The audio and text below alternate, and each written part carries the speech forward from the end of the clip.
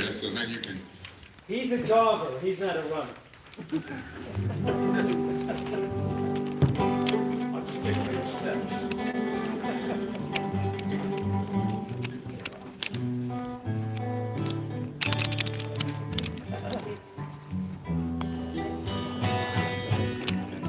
Can you hear the guitar?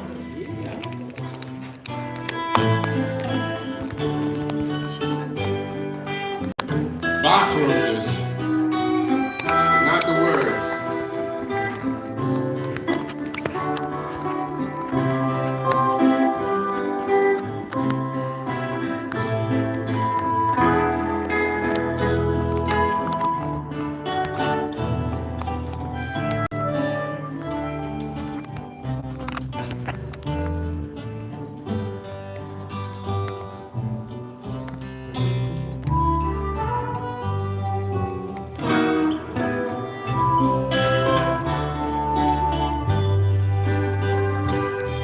Because all men are brothers, wherever men may be, and women all are sisters, forever proud and free. No tyrant shall defeat us, no nation strike us down, and all who toil shall greet us, the whole wide world around.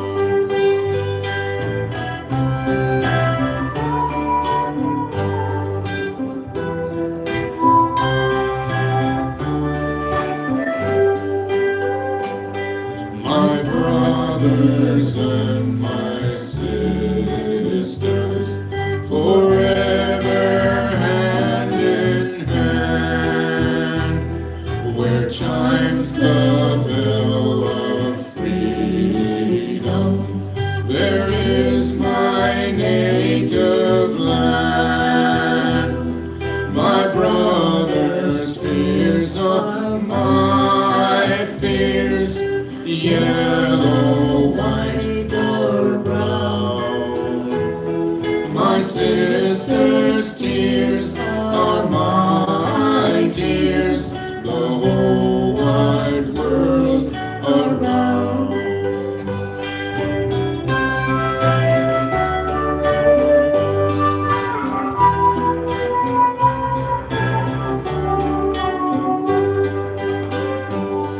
Let every voice be thunder, let every heart be strong, until all tyrants perish, our work will not be done.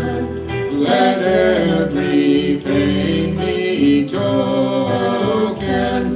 the lost years shall be found.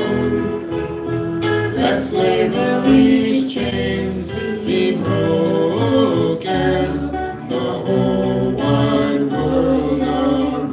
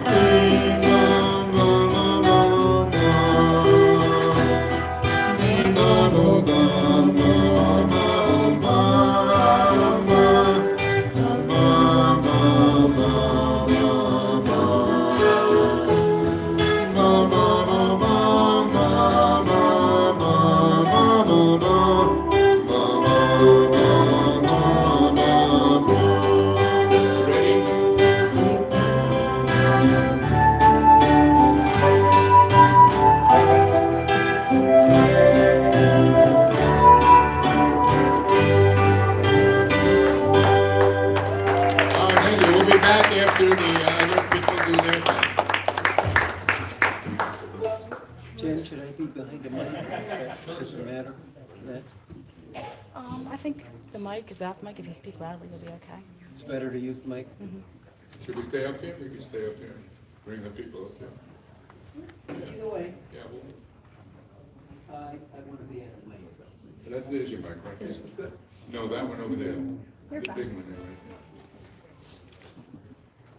Is it live already? I might have to hit it on.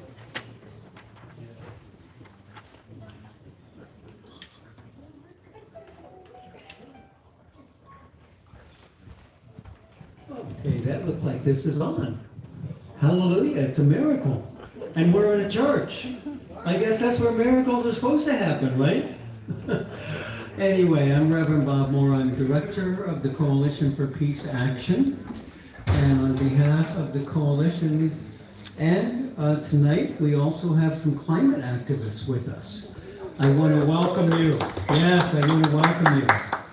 And they are in the process of a long run all the way from New York City to Washington, D.C. To Washington, D.C. And we're going to invite them to speak with us for 10 or 15 minutes now. And Chris is actually with another climate group called Climate Revolution. And he's going to tell us a little bit about that too, I think. But there's some very important progress that could be made soon that Chris is going to explain to us in terms of the Climate Superfund Act. So Chris, could you come and any of the other runners who want to be up here in the front, you're welcome to come up too. Or if you prefer just sitting in the chairs there, whichever way you'd like to do it. And so I'm going to turn this over to Chris.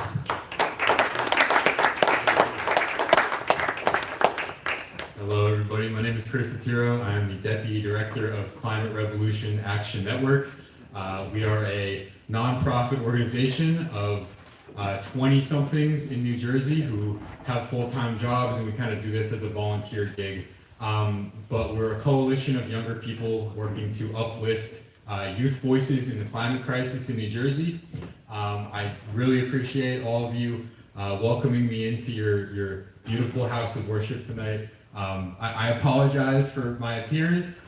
Normally I wouldn't be here dressed as Rocky Balboa, but I'm meeting with my good friends from New York City who are running 275 miles on foot, not in a car, not in a bus, not in a train. They're on their way to Washington, D.C., and they're doing some community events along the way, but I'll let them kind of get into that in a little bit. But our main mission here is we're working toward passing a bill in the state legislature called the Climate Superfund Act. Has anybody heard of this bill? Yes. Yeah. A year ago, I don't think anybody had heard of this. It was passed in New York. It was passed in Vermont. There's a couple of other states working on this, but in New Jersey, we didn't really think it was feasible. And there weren't a lot of organizations that were getting paid to do this kind of work. So that's where we stepped in. We kind of, were getting super loud on social media. We were having public events. We were doing outreach to different communities. We're a coalition of people who are just volunteering because this is something that we're passionate about. A lot of younger people are passionate about climate change and protecting our environment, protecting our state for the future generations, because these are impacts that we're going to live through, our children are going to live through. We want to preserve some of these areas for the rest of history, right? We want to be able to go to Long Beach Island, we want to be able to go to Atlantic City, but projections right now are putting Atlantic City underwater for half of the year by 2100, right? New Jersey's on the front lines for some of the worst impacts of climate change. We're facing disproportionately high rates of sea level rise out of pretty much anywhere in the world. The northeast coast is experiencing faster sea level rise, and that's going to put a lot of our coastal communities at risk of flooding. A lot of our homes are not built to withstand this level of sea level rise. We're seeing more precipitation, which is impacting the way that we build in this state, the way that people choose to live. I just moved out of my parents' house not too long ago. I was looking for an apartment, and I was looking at, flooding maps because I didn't want to live in somewhere where I knew it was going to flood in, 5-10 years. And we're experiencing more extreme heat because we're kind of sandwiched in between New York City and Philadelphia, the urban heat island effect. And these are impacts that are going to affect us. They're going to affect the way that we work outside, the way that we play outside in the winters and in the summers, the opportunities that young people have to live in this state, in different corners of the state that maybe their families have historically lived in. And I've got some statistics here. This is not just some fringe movement.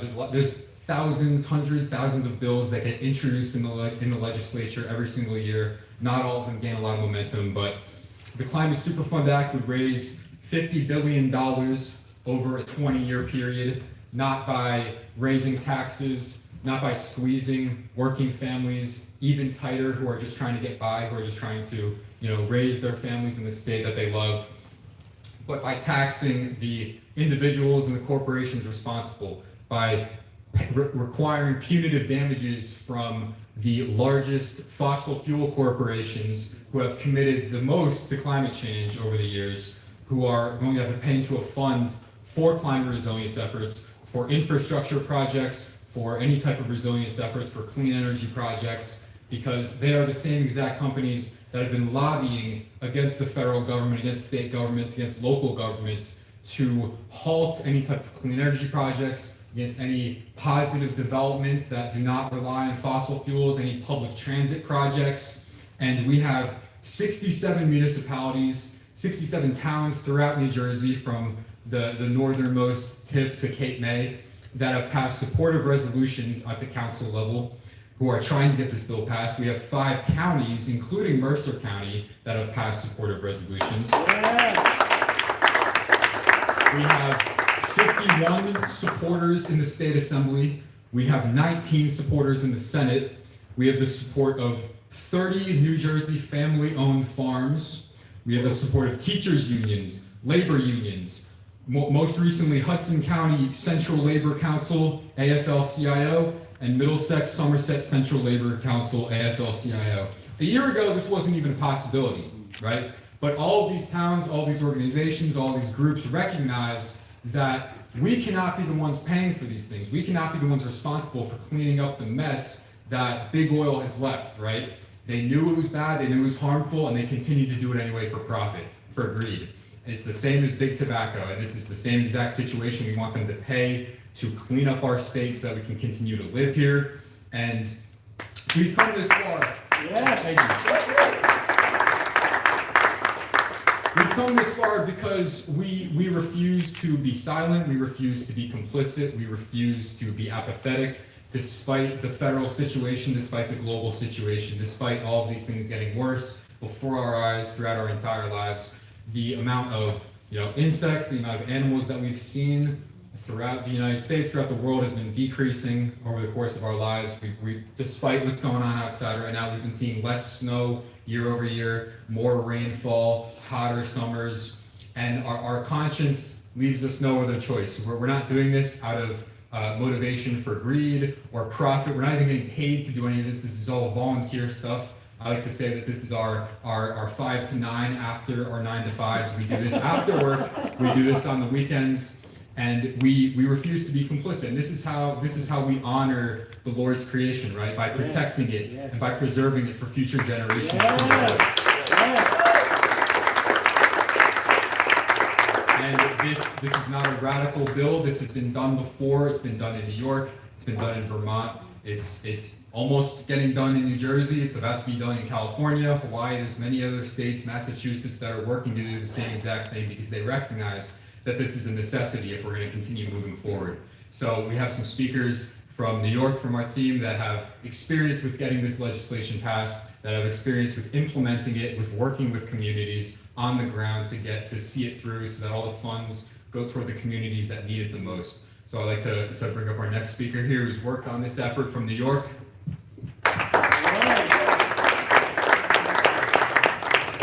Thank you. Thank you all for having us out here today. It's a cold night, but New York is glad to be here to talk about the Climate Superfund Act, and also happy holidays. Weirdly enough, New York's Climate Superfund Act also has a story that doesn't start or end with the holidays, but happened because of the holidays. It was actually the night of Christmas that Governor Hochul, New York's governor, signed our Climate Superfund Act last year. And that was the second state following Vermont to do so. So it definitely can happen.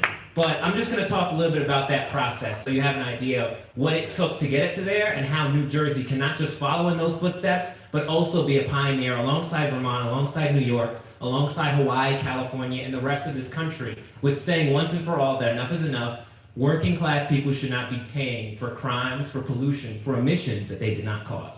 So, with New York's story, our story starts actually in May of 2024 when our Senate passed the Climate Superfund Act overwhelmingly. And when this happened, there was a lot of great, vibrant energy. It was like an insurgence of life to New York's climate movement. But a month later, our state's assembly actually hadn't passed the bill. See, in New York, our Speaker of the House decides what bills come to the assembly for a vote. And despite us having an overwhelming majority of assembly members willing to vote for it, it didn't come to a vote.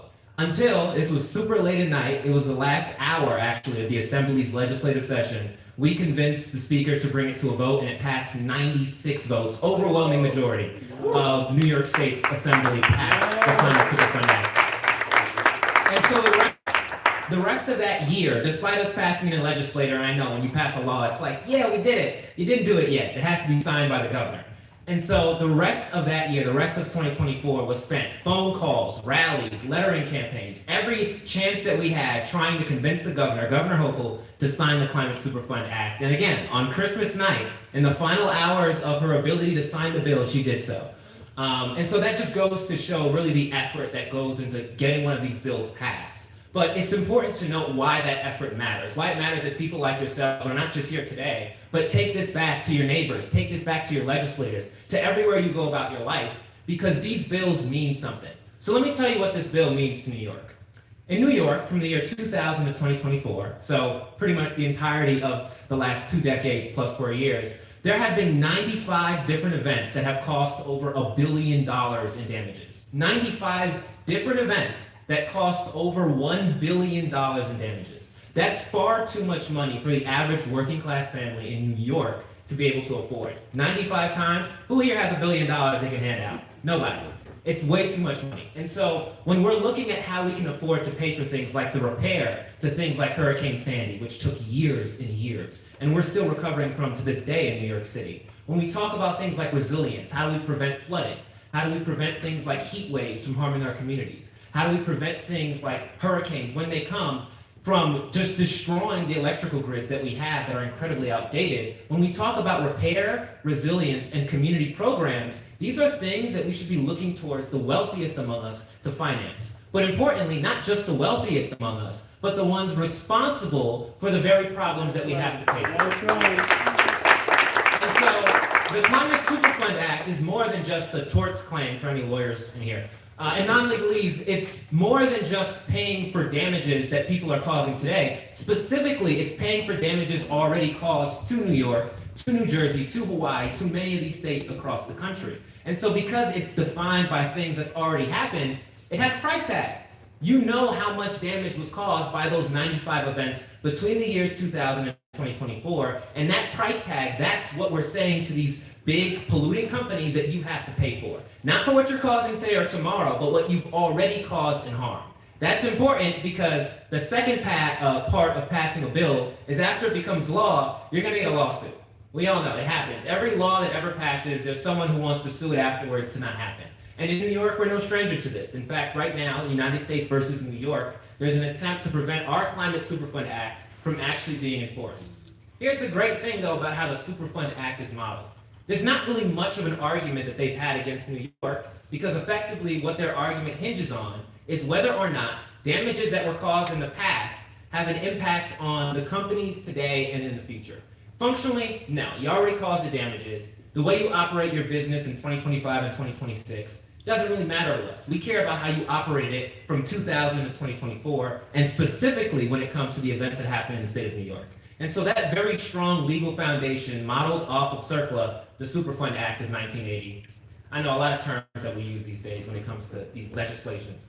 but it's modeled off of a currently existing act. And that act already exists. So we're not basing it off of something that's falling out of the sky. We're not basing it off of something that could potentially jeopardize, in the words of people that subscribe to this framing, the current standing of these companies. What we're doing is saying that the people of New York today should not be responsible for paying the billions of dollars for these events that continue to happen worse and worse for things that people today are currently profiting off of. People today, such as companies like Chevron, you know the names, you can just start throwing them out there. So these mega billion-dollar companies that rake in these record profits, such as what we saw during the pandemic, billions and billions of dollars during the pandemic that they made. All of this money that they have sitting around giving to their wealthy shareholders should be coming back to the communities that these people live in, people like yourselves. They should be going to fund things like storm drains. They should be going to fund things like air conditioning in elderly homes. Things such as if a church has a leak, those are the types of things that should be getting funding. They should be getting investment into. Instead, the money kind of just sits around in some rich person's stock portfolio. And so this is really where the Superfund Acts become very important and become very meaningful to these communities, such as the ones in New York, because we can say today that when our Superfund Act goes into effect, which in New York, it's like 2027, so about a year out from now, there are things shovel-ready that they can fund. Shovel-ready projects such as flood barriers in downtown Brooklyn. Shovel-ready projects such as air conditioning in places like East Flatbush, which I know you guys don't know all the terms. It's basically in the center of Brooklyn. It's the hottest place in New York City. Don't have air conditioning. That's a shovel-ready. You can buy the air conditioners and put them there, and if they had the funds to do so, they would. And so the Superfund Act really is not just a one-size-fits-all, but really a great toolkit to any state, to any working-class community that's suffering from the climate crisis, which, as you all know, we all are. And so in New York, we're glad to have passed this law. We're glad to continue fighting for it, not just to continue in New York, but to happen elsewhere across the country, because the climate crisis isn't unique to New York. It isn't unique to New Jersey or Vermont. It's not unique to anything and anyone in America. It's something that we're all experiencing. And so everyone has to come together when it comes to passing these laws to ensure that all of our communities are livable today and tomorrow. Thank you. With that spiel about the Climate Superfund Act, I want to pass it off to some of my friends who, again, are running from New York City to DC, 275 miles. I don't think I've ever been in a car for 275 miles, and they're running it. So I'm going to pass it off right now to Kenny and to Michael to, talk a little bit about this run and about this movement. Your name. Oh, me? I'm Michael Magazine with Sunrise Movement, New York City. Thank you, Michael. Let's get the whole team up here. We've got some people back here, Jillian, Joe. Where's everyone? Natalia, you want to come up? Thank you so much for having us. Big round of applause for Michael again. Michael's one of the most active climate activists I know in New York City. He's been at this since he was like 8 years old, so big shout out to Michael. I really appreciate all of you for being here tonight, for having us. I want to give a brief description of kind of the project that we're doing, why we're doing it. I'll pass it off so that Michael Luca can speak as well. But this all started from the realization that running is inherently political. Every time you step outside to run, every time you engage in activity outside, you are reaping the benefits of the possibility of clean air, clean water, clean food systems that give you the fuel that you need to move outside, and recognizing that some people have their movement and their access and their identity restricted and oppressed because of the system that we live under today. And every time you do step outside, if it's not political for you, it's inherently political for someone else, and it's inherently political for everybody. So we wanted to start this project based off that understanding, as well as currently attacking the current authoritarian administration because of the current policies that are in place, the things tied to the environment that make it harder for people to get outside, whether it be here in the United States or abroad. And understand that things like corporate state collusion that make our climate so much worse, things like cracking down on public dissent about people standing up for climate and up for racial justice, climate justice, standing up for Palestinian liberation, standing up for women's reproductive rights and women's health. All these things are being cracked down on by a singular authority that represents a much larger issue that we all need to come together and fight against. So thank you so much for having us here. We're running from New York City to DC, stopping in areas along the way, like here in Princeton, to talk about the message, to get people to join the fight. So if you have any questions, please feel free to ask us afterwards. But yeah, I want to pass it to Michael Luca now. Thank you, Kenny. Yeah, my name is Mike Luca. I'm also from Sunrise Movement, New York City. I got my start in organizing about a few years ago. I went to school studying environmental science and sustainable community development. And the more educated and further in the academic program around environmental science I got, the more I realized how important it was that, the solutions to these problems are not intangible. The solutions are not figments. It's not like we have to spend a lot of money to go figure them out. They're already at our disposal, and it's about the political will and pushing the people in power to make the change that we need. And through organizing and meeting brilliant minds like Michael was 20 years old, and I came into this organization thinking I had stuff figured out, and I met him, and I was like, I gotta give this guy a microphone. But getting into this movement and organizing just made me realize how important it is that I can work in the professional field and try to implement solutions, but if the financial incentive is not there and the political motive is not there, it won't matter. And that's why I found it super important to go into organizing and help reach out to people across the spectrum, young, old, wealthy, poor, students, the elderly, single mothers, and just, we go out and canvas whenever we have a chance to in different communities around the city and hear what people have going on in their communities. And we can largely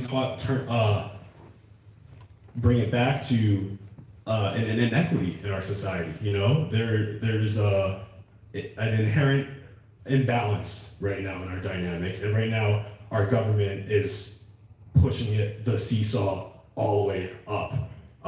With the masses and the majority, the 99% of us are down in the bottom. And we've seen over COVID, over only a few years, that so much capital and so much wealth has been accrued by such a small percent of the population. While there are still people here in the United States, the richest country in the history of the world, where people can't afford education, and then the government chooses to disband the Department of Education, or people can't afford basic health care or hospitals in their communities. They have to drive 100 miles to go to the closest healthcare clinic, and the government is deciding to shut them down and take away their funding.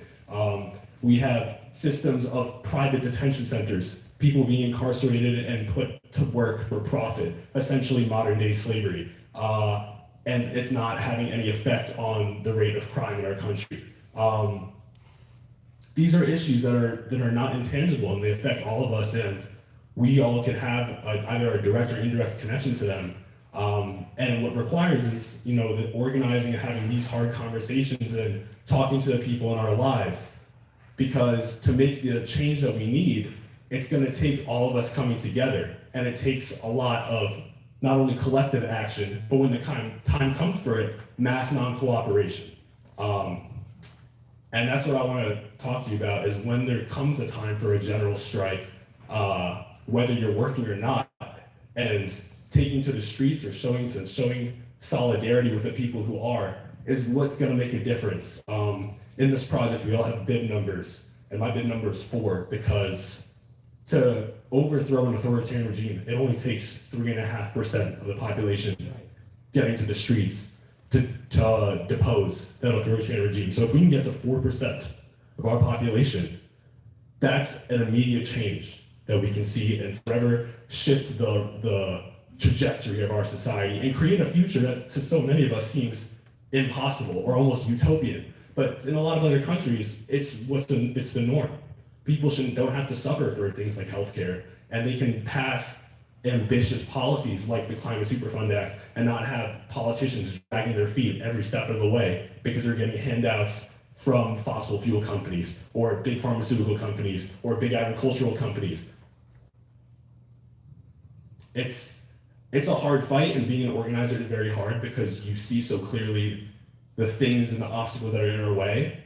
But what brings me back into it is every conversation, every room of people that I speak to, and people shake their heads and they're like, you're absolutely right, and you know what, that's gonna bring me closer into the movement.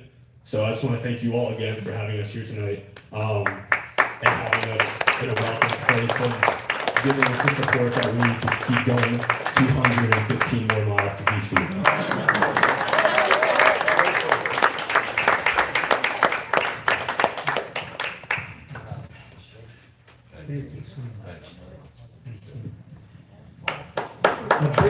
let's give a big hand.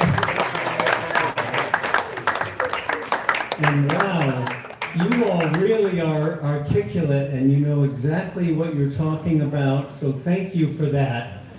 I'm just thrilled to have also the intergenerational dimension of tonight's gathering.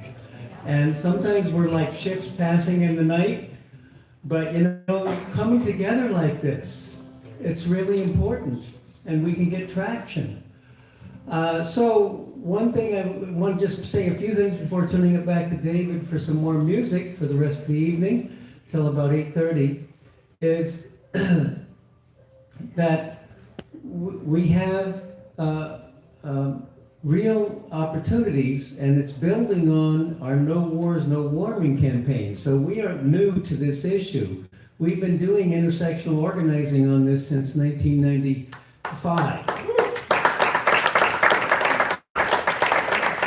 And, you know, by doing that, we can do things like get this Superfund Act passed. We can get that passed. And in fact, look on our website at the No Wars, No Warming campaign. It's not up there yet, but it will be soon. We're going to give you great detail about what can be done and how we can help as New Jersey citizens, because we're their boss, by the way. Don't ever think that we're working for them. They are working for us. And these things are possible. We've got great models with New York and Vermont. Great models. And we can become the next state to also have our own Climate Superfund Act.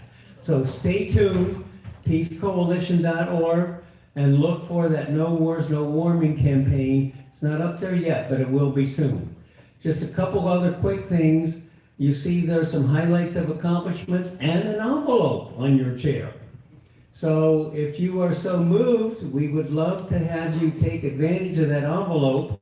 Fill it out tonight. I think we have some pens over there on that table. Fill it out tonight, and you can give by credit card, by check, or we even take cash, believe it or not.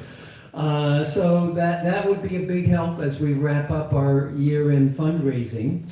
And then the last thing I want to mention is we tried some new approaches to getting the word out about this event tonight. And I'd just like to see a show of hands, and you can raise your hand more than once if any of these ring a bell with you. Did you hear about this event through Town Topics, our local paper? Okay. Did you hear about this event through Princeton Patch? Princeton Patch? Jen, what's some of the other ones that we're polling on? Well, Planet Princeton. Planet Princeton, did you hear about it through Planet Princeton? Yes. Somebody heard of it through Planet Princeton? Oh, yes. And then just this morning, Tap Into Princeton is another online. Did anybody hear about it through that? Yes, great. And then finally, how many of you heard about this event through an email that you got from us? I thought that might be the biggest winner, but we appreciate that. And again, thank you very much for being here this evening. We're going to have a very enjoyable time now to listen to some fantastic peace music by David Brahinsky and friends.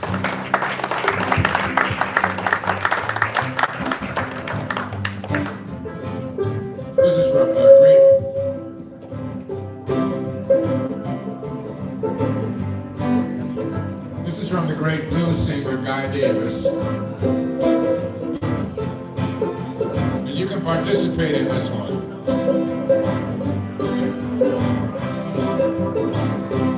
We all need more kindness in this world.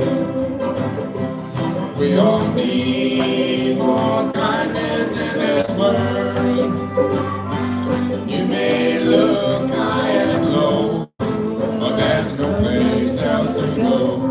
We all need more kindness in this world. And we all need more hugging in this world. We all need more hugging in this world.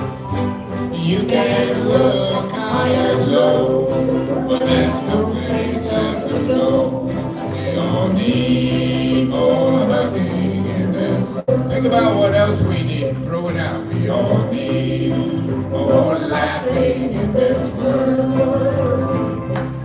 We all need more laughing in this world. You can look high and low, but there is no place to go. You really need more laughing in this world. We all need more activism in this world. We all need more activism in this world. Let's be so over there. You may look high and low, but there is no place to go. We all need more activism in this world. And finally, we all need more peacetime in this world. We all need more peacetime in this world. Yes, we do. We may look high and low, but there ain't no place to go. We all need more peacetime in this world.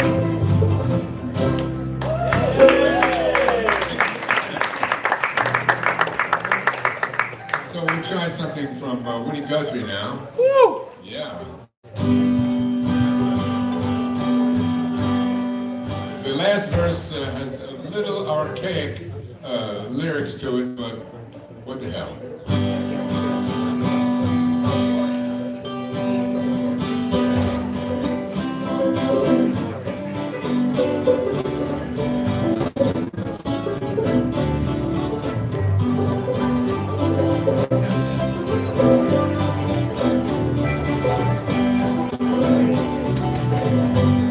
Yeah, watch what the Union made. She never was afraid of the goods and gigs and the company things and the company terrors obeyed the raid. She went to the Union Hall when the meeting it was called, and when the company boys came round, she always stood her ground, singing, "You can't scare me, I'm sticking to the Union. I'm sticking to the Union. I'm sticking to the Union. No, you can't scare me, I'm sticking to the Union. I'm sticking to the Union till the day I die." The Union maid was wise, the tricks of the company spies. She'd never be fooled by a company stool. She'd always organize the guys, and always get her way. When she asked for better pay, she would work hard till the company gone, and this is what she'd say. "Oh, you can't scare me, I'm sticking to the Union. I'm sticking to the Union. I'm sticking to the Union.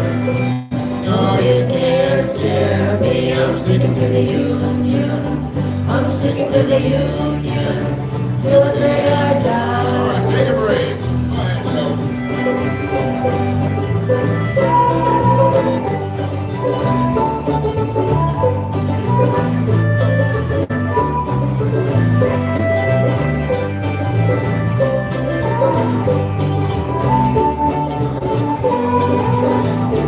look at verse, take chorus.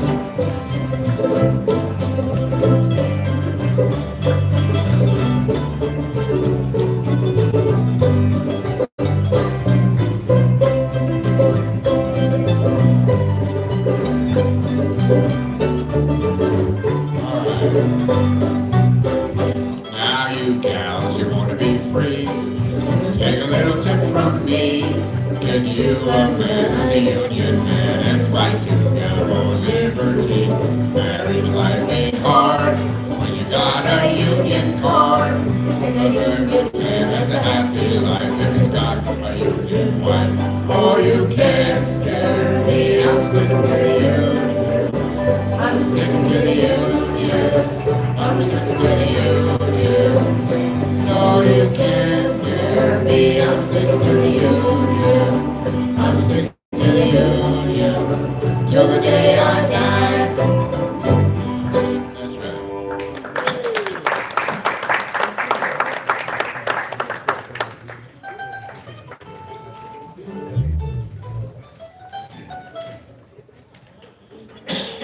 Here's a song that was written by Merle Travis back in 1946. Made popular by Tennessee Ernie Ford in 1955, was #1 on the Billboard charts. Interesting too, because it's really, it's really a song about work and labor and hard work and what it really means.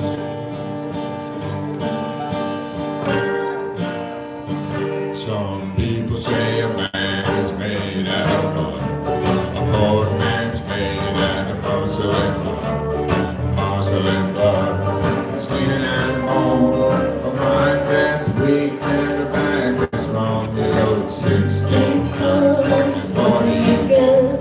Another day older and deeper in debt. Say, Peter, don't you call me, 'cause I can't go. I owe my soul to the company store.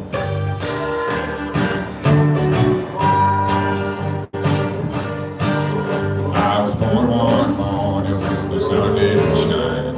I picked up my shovel, I walked to the line. I had 16 tons, a #1 hole. Stroke bass hollered, well bless my soul. You load 16 tons, what do you get?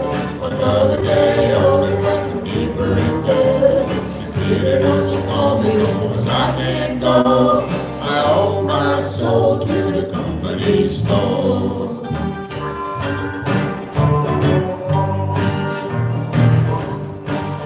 I was born one morning, it drizzling rain, fighting and trouble on my middle lane. I was raised on the bottoms by a mama.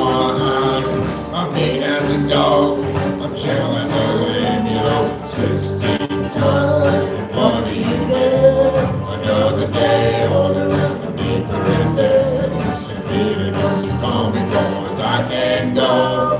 I owe my soul to the company store.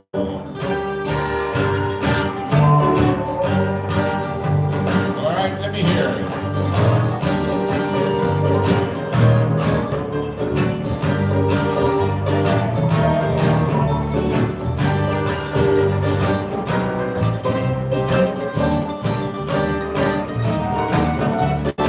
16 tons, another day older. St. Peter, don't you call me, 'cause I can't go. I owe my soul to the company store.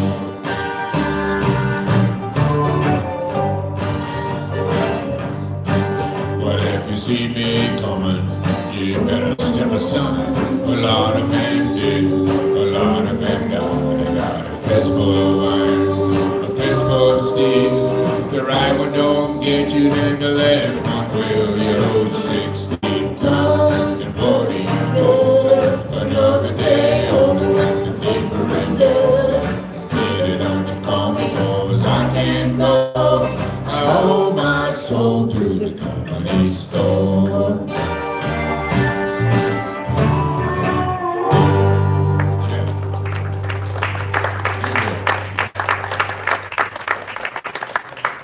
And here's one that was written dates back to 1923. Written by Jimmy Cox. And the Weavers recorded it, Bessie Smith, Odetta, Josh White. Eric Clapton recorded it. It's told from the point of view of a one-time millionaire during Prohibition. And it was done like a vaudeville style blues back then.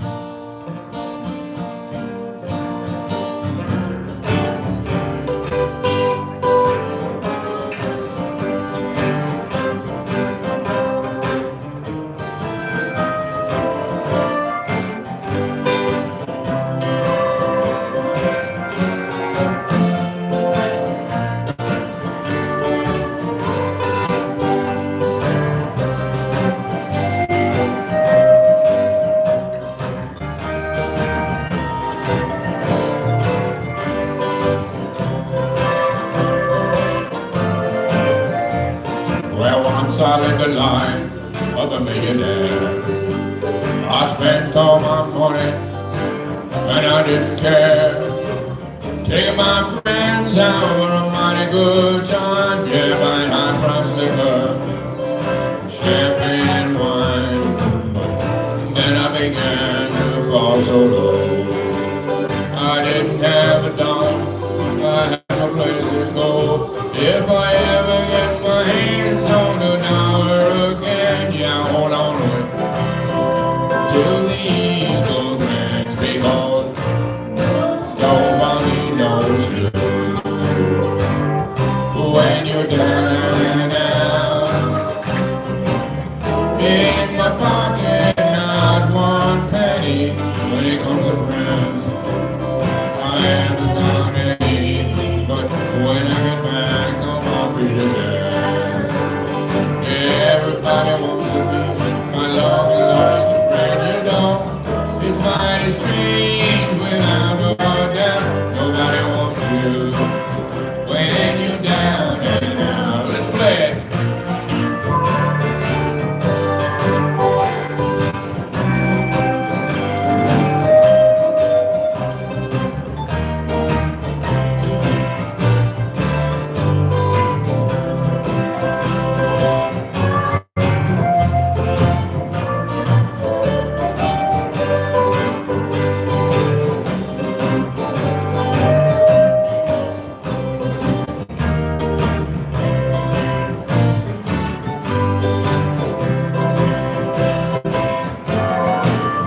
Because nobody knows you when you're down and out. In my pocket, not one penny. And when it comes to friends, I ain't got any right. When I get back on my feet again, you know everybody's gonna want me. My love's lost friend. It's mighty strange without a doubt. Nobody wants you when you're down and out.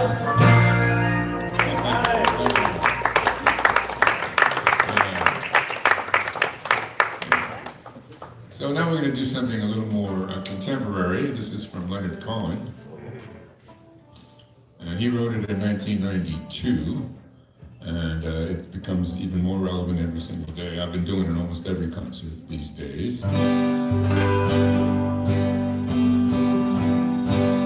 Maybe he wrote it as a prediction, or maybe nowadays it's a prayer, or a call to arms.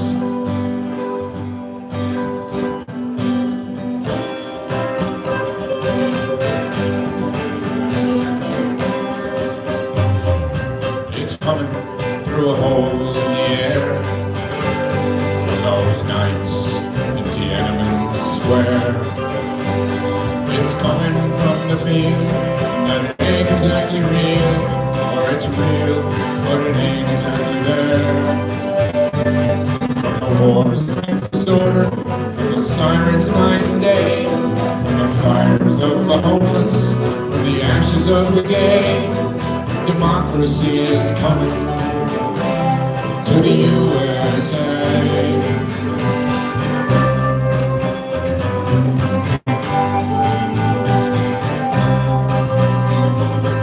It's coming through a crack in the wall, on a visionary flood of alcohol.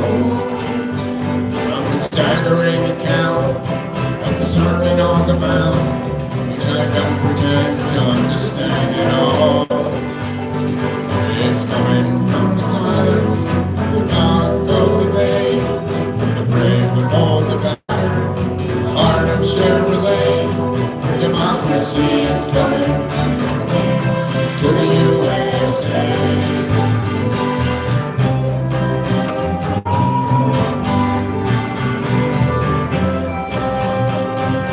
It's coming from the sorrow on the street, all in places where the races meet. From the homicidal picture that goes down in every kitchen to determine who'll serve and who'll eat. And the walls of disappointment where the women kneel to pray for the grace of God in the desert here in the desert far away. Democracy is coming to the USA.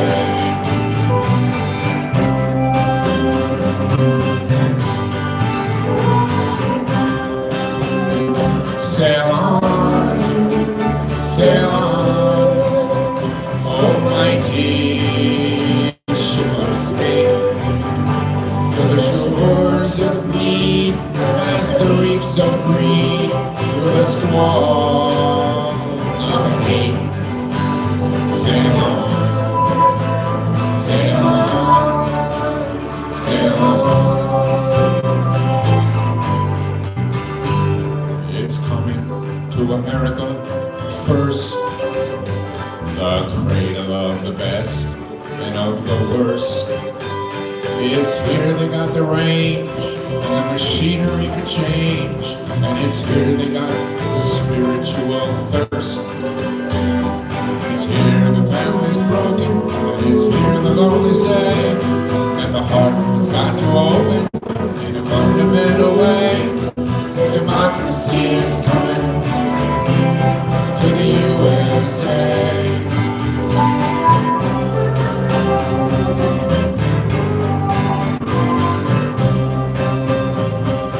It's coming from the women and the men. Oh, maybe we'll be making love again. We'll be going down so deep, and the earth's gonna weep, and the mountains gonna shout, amen. It's coming from the tidal flood beneath the lunar sway, imperial, mysterious, with an amorous array.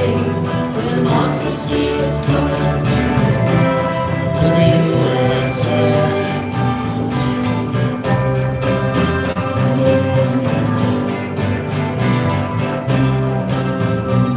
Sail on, sail on, oh mighty ship of state, to the shores of need, past the reefs of green, where the squalls of hate.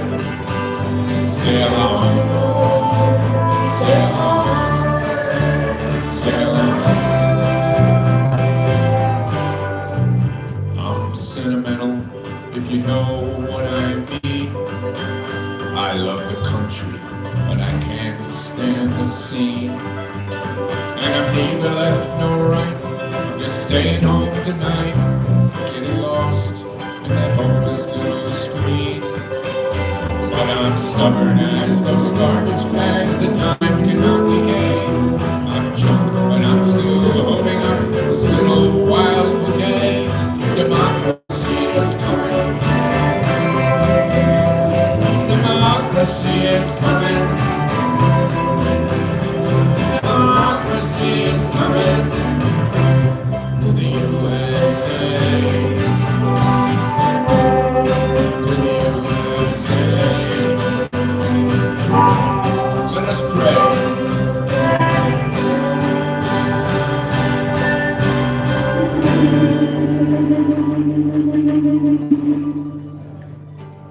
All right.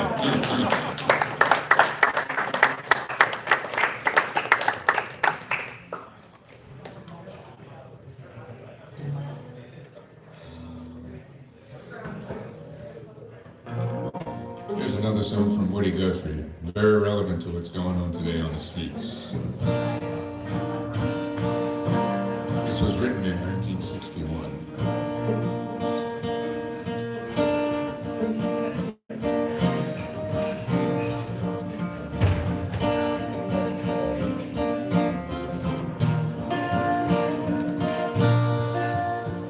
The crops are all in, the peaches are rotting, the oranges piled in their creosote dumps. They're flying them back to the Mexican border to pay all their money to wait back again.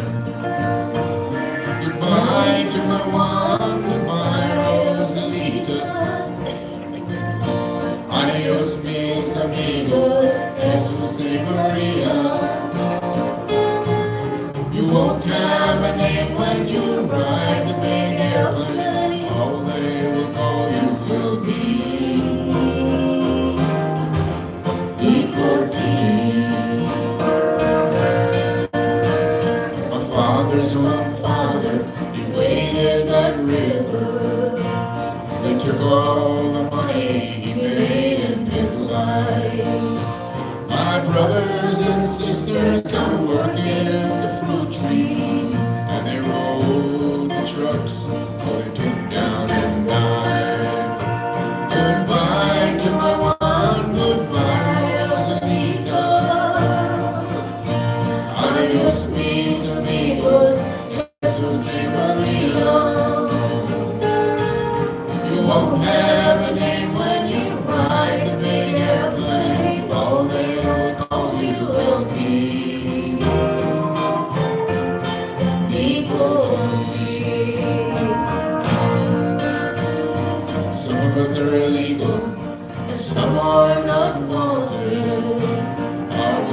contract's out and we have to move on. 600 miles to the Mexican border, and chase us like outlaws, like rustlers, like thieves. Goodbye to my one, goodbye to Rosalito. Adios, mis amigos, Jesús y María.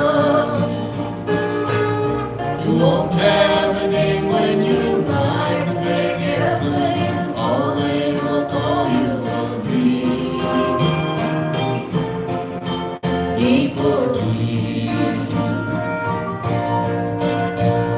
You died in your hills, and you died in your desert. You died in your valleys, you died on your plains. We died in your trees and we died in the bushes, both sides of the river. We died just the same. Goodbye to my one, goodbye, Rosalito. Adios, mis amigos, Jesús y María. You won't have a name when you ride the big airplane. All they will call you will be deportee. Let's take a chorus, ready?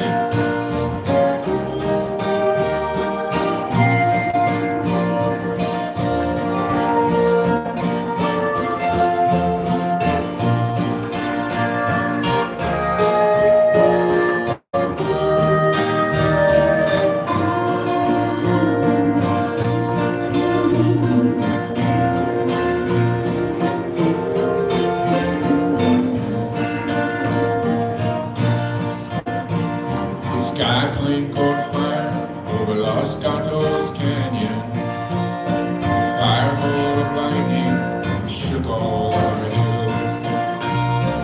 Who are these friends, all scattered like dry leaves? The radio says they're just deportees. Goodbye to my one, goodbye, Rosalito. Adios, mis amigos, Jesús y María. You won't have a name when you ride a big airplane. All they will call you will be deportee. Is this the best way we can grow our big orchard? Is this the best way we can grow our food? To fall like dry leaves, to rot on our topsoil, be called by no name, simply deportee. Oh, goodbye to my one, goodbye, Rosalito. Adios, mis amigos, Jesús y María. You won't have a name when you ride a big airplane. All they will call you will be deportee.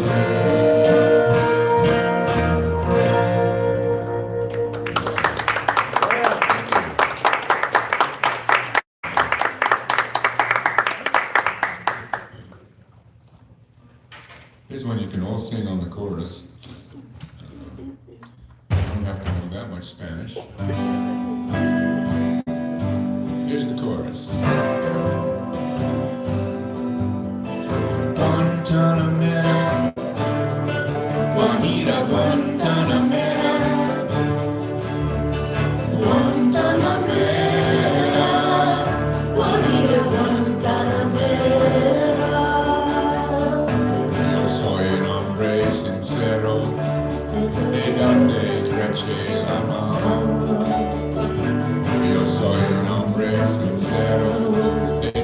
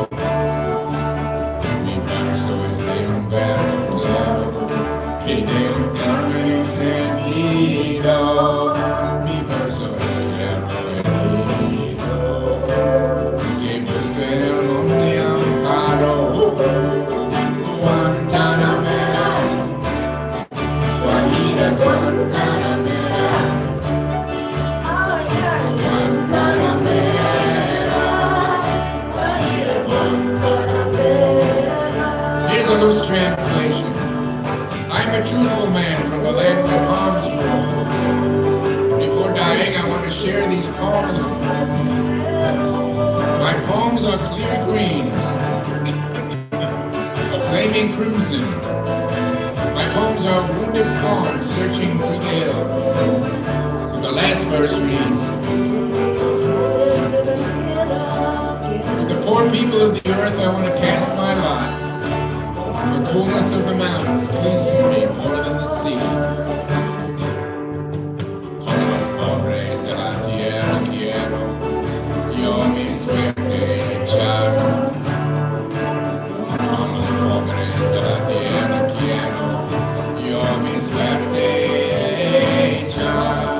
Y el adorno de la selva me complace más que el mar. Let's sing it. Guantanamera, Guajira, Guantanamera, Guantanamera, Guajira, Guantanamera. Jose Marte was born in 1853. When he was 17 years old, he was active in the Cuban Liberation Movement. When he was exiled by the Spanish governor, spent most of his life in exile, including 12 years in New York City. He wrote 70 books, poetry, novels, polemics. He's one of the greatest writers in the Spanish language. At the age of 42, he went back to Cuba. And this is one of his best poems, one of his last poems.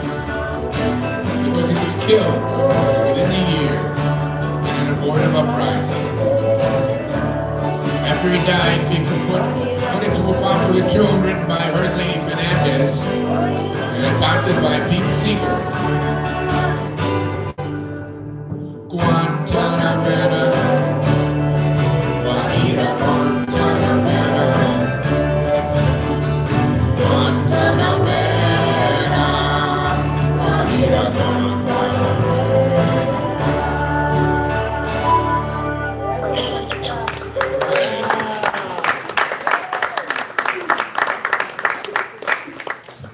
yeah, we'll skip it.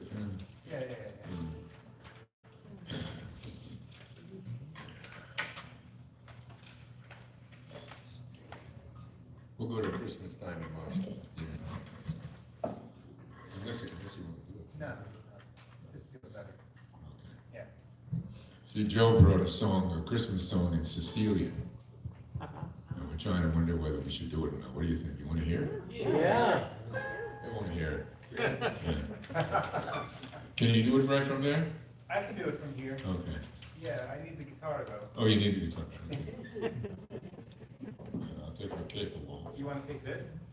I'll just clap. You can rattle your jewelry. I'll hold it. You want to pick it? You need the words? I didn't pull it out. There you go. Yeah?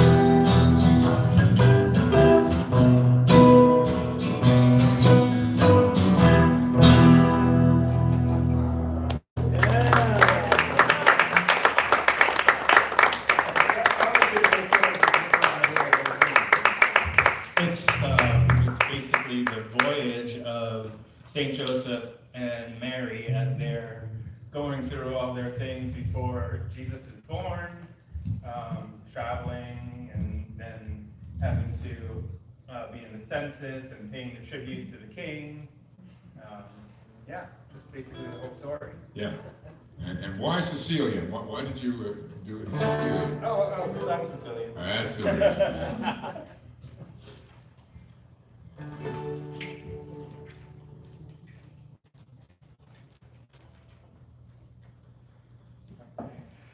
All right, Christmas Time in Washington. Staying with Christmas. Written by Steve Earle. It's Christmas time in Washington. The Democrats rehearse, getting in gear for one more year of things not getting worse. The Republicans drank whiskey neat and thanked their lucky stars. They said we cannot seek another term, there'll be no more FDR. I sit home in Tennessee, staring at the screen, with an uneasy feeling in my chest, I'm wondering what it means. So come back, Woody Guthrie, come back to us now. Take your eyes from paradise, rise again somehow. If you run into Jesus, maybe he can help you out. So come back, Woody Guthrie, to us now. I followed in your footsteps once, back in my traveling days. Somewhere I failed to find your trail, now I'm stumbling through the haze. But there's killers on the highway now, a man can't get around. So I sold my soul for wheels that roll, stuck here in this town. So come back, Woody Guthrie, come back to us now. Take your eyes from paradise, rise again somehow. If you run into Jesus, maybe he can help you out. Come back, Woody Guthrie, to us now. There's foxes in the hen house, cows out on the corn. The unions have been busted, they're proud Red Panthers for. To listen to the radio and think that all is well. When you and me in Cisco now, we're going straight to hell. So come back, Emma Goldman, come back, Georgia Hill. The barricades are growing up, they cannot break our will. Come back to us, Malcolm X, Martin Luther King. We're marching into Selma as the bells of freedom ring. Look at the chorus.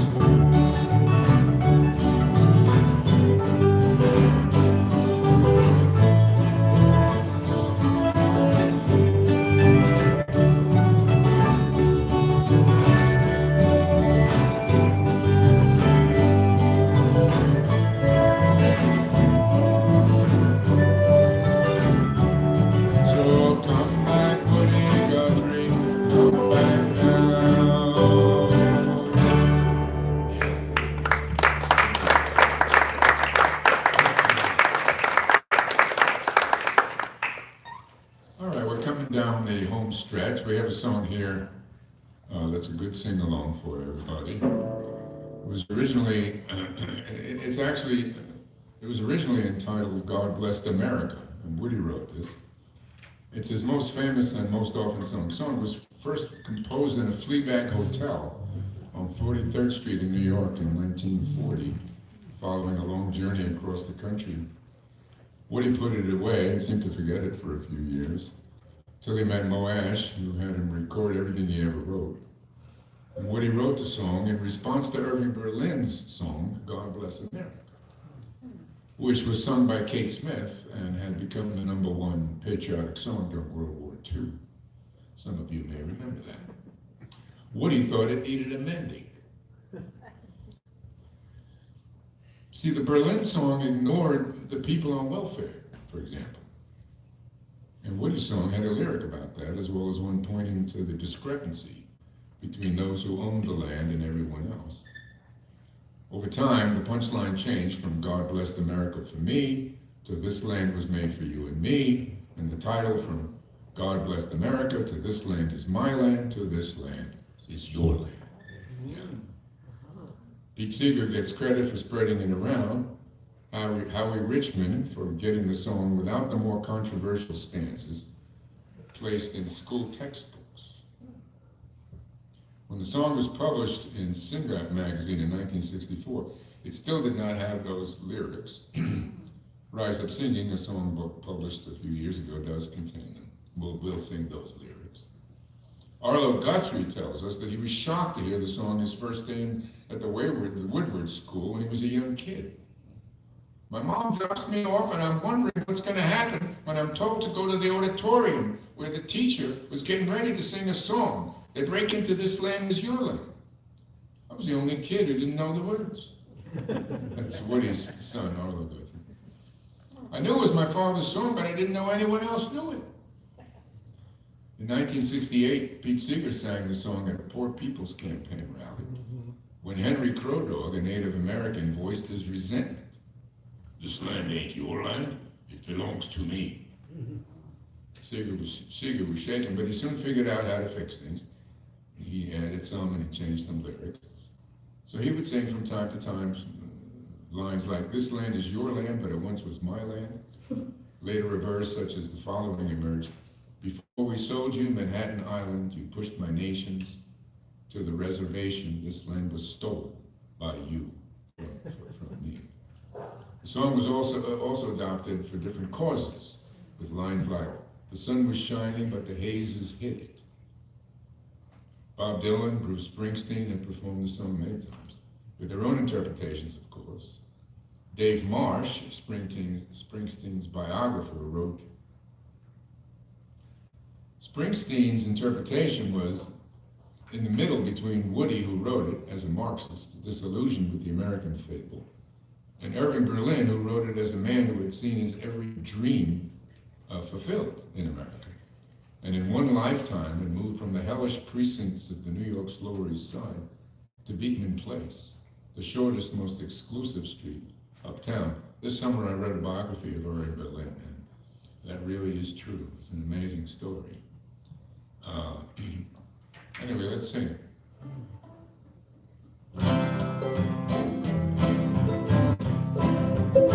This land is your land, this land is mine, from California to the New York Islands, from the Redwood Forest to the Gulf Stream waters. This land was made for you and me. As I was walking that river-bound highway, I saw above me that endless highway. I saw below me that golden highway. This land was made for you and me. This land is your land. This land is my land. From California to the New York Island, from the Redwood Forest to the Gulf Stream waters. This land was made for you and me. I roam and ramble, and I follow my footsteps to the sparkling sands of diamond deserts, and all around me a voice was sounding. This land was made for you and me. This land is your land. This land is my land. From California to the New York Island, from the Redwood Forest to the Gulf Stream waters. This land was made for you and me.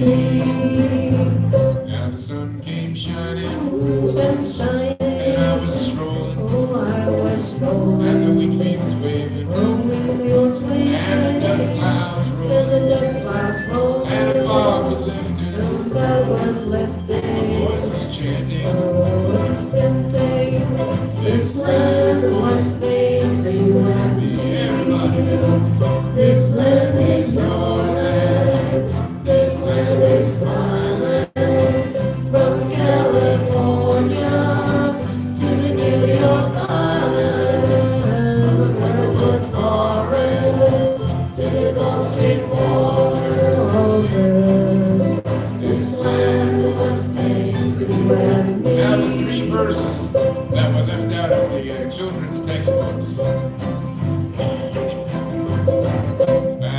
I went walking, I saw a sign there. On the sign it said, no trespassing. But on the other side, it did say nothing. This sign was made for you and me. In the shadow of the steeple, I saw my people. By the relief office, I see my people. As they were hungry, I stood there and seen. This land made for you and me. Nobody living can ever stop me as I go walking that freedom highway. Nobody living can make me turn back. This land was made for you and me. Let's hear it, Ty. This land is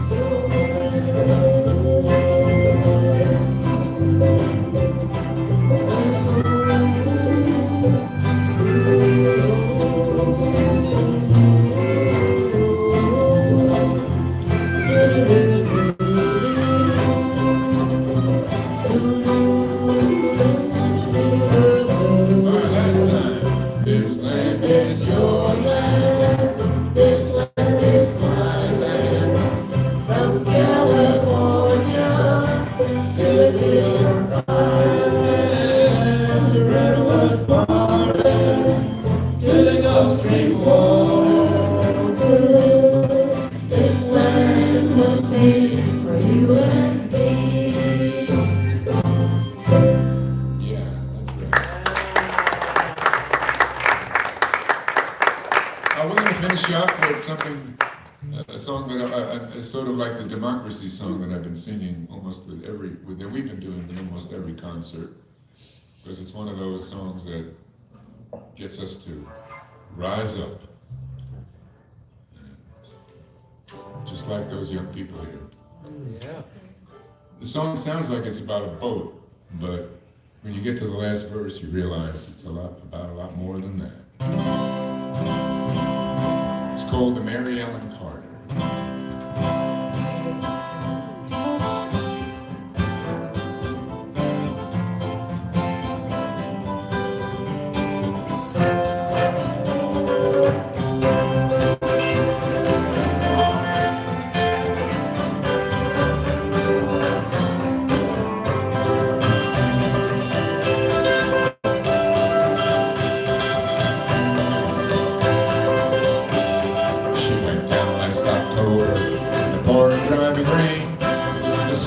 He'd been drinking, and he felt no pain.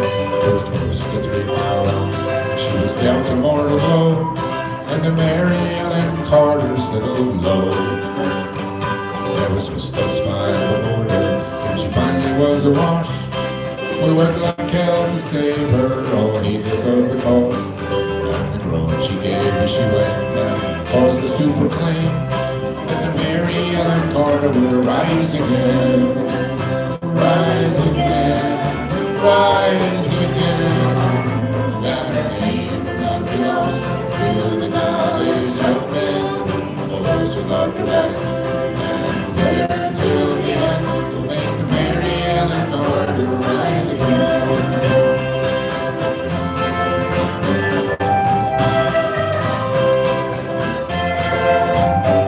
Well, the owners rode off. Not a nickel this man.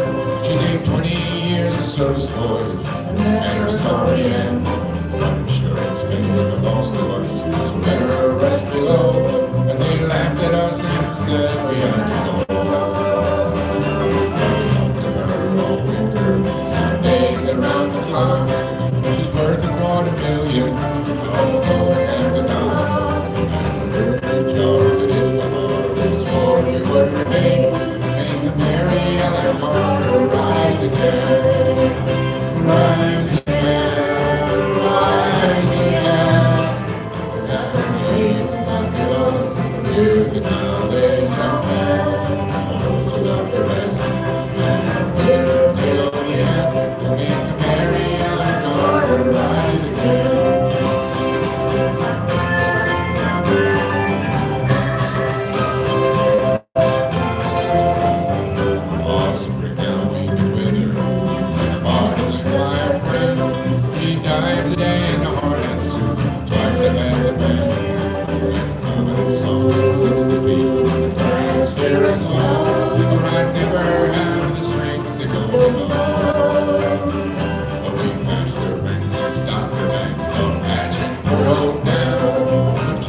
to earth for a nap, turning her around.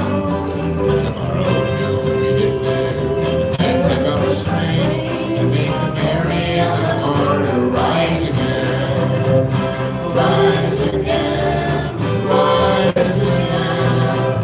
And ain't nothing lost to the old man. All those who will progress, we'll be here till the end. And make the Mary Ellen Carter rise again.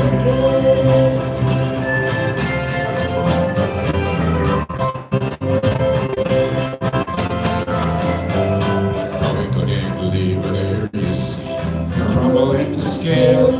She'd saved our lives so many times, living through the gale. And the laughing drunken rats who left her to a sorry grave, they won't be laughing in another day. And you, Jehovah, adversity has dealt the final blow, with smiling bastards lying to you everywhere you go. Turn to and put out all your strength of arm and heart and brain, and like the Mary Ellen Carter, rise again, rise again, rise again. Though your heart may be broken and life about to end, no matter what you lost, be in a home of a friend, like the Mary Ellen Carter, rise again. Rise again, rise again. Though your heart may be broken and life about to end, no matter what you lost, be in a home of a friend, like the Mary Ellen Carter, rise again.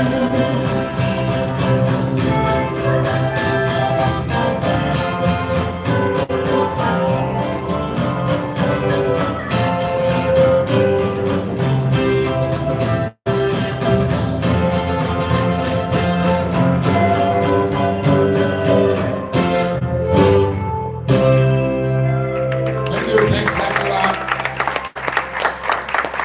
Hope to see you again next year.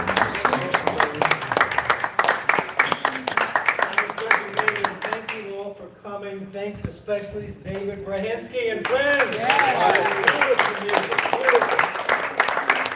And my soul was refreshed tonight. All right. That's one of the purposes of music. So we thank you very much for coming tonight. We wish you a very happy holiday season and a peaceful one. And there is one more event this calendar year still. New Year's Eve. We are co-sponsoring a multi-faith peace vigil with speakers from different faith traditions sharing brief reflections on peace, as well as some Quaker silence, which is appropriate because it's going to be at the Trenton Friends meeting. So you can find the details at peacecoalition.org. I hope you can join us again then. And again, a very happy holiday season to all of you.